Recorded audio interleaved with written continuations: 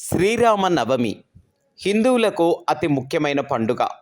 శ్రీరాముడు వసంత ఋతువులో చైత్రశుద్ధ నవమి గురువారం నాడు పునర్వసు నక్షత్రం కర్కాటక లగ్నంలో సరిగా అభిజిత్ ముహూర్తము అంటే మధ్యాహ్నం 12 గంటల వేళల్లో త్రేతాయుగంలో జన్మించారు.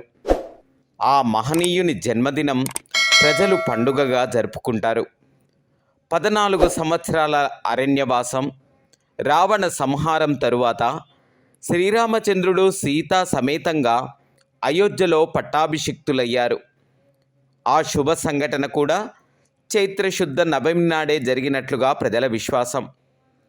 శ్రీ సీతారాముల కళ్యాణం కూడా అదే రోజున జరిగిందని, ఆ పండుగను తెలుగు రాష్ట్రాల్లో అత్యంత వైభవంగా జరుపుకుంటారు. ముఖ్యంగా భద్రాచలంలో సీతారామ కళ్యాణ ఉత్సవాన్ని వైభవోపేతంగా జరుపుతారు.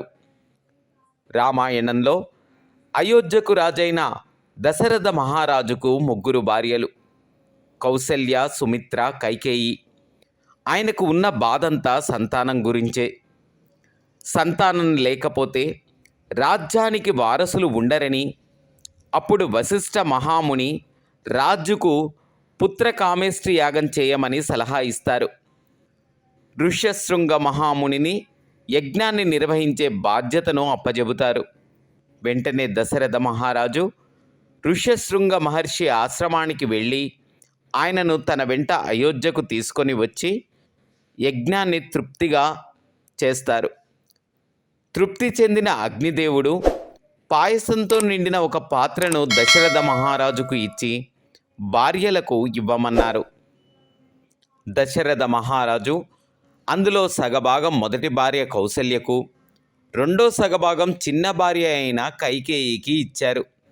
వారిద్దరూ వారి వాటాలలో సగం మిగిల్చి రెండో భార్య అయిన సుమిత్రకు ఇచ్చారు. కొద్ది కాలానికి వారు ముగ్గురు గర్భం దాల్చారు. చైత్రమాసం 9వ రోజు అయిన నవమి నాడు మధ్యాహ్నం కౌసల్య రామునికి జన్మనిచ్చింది.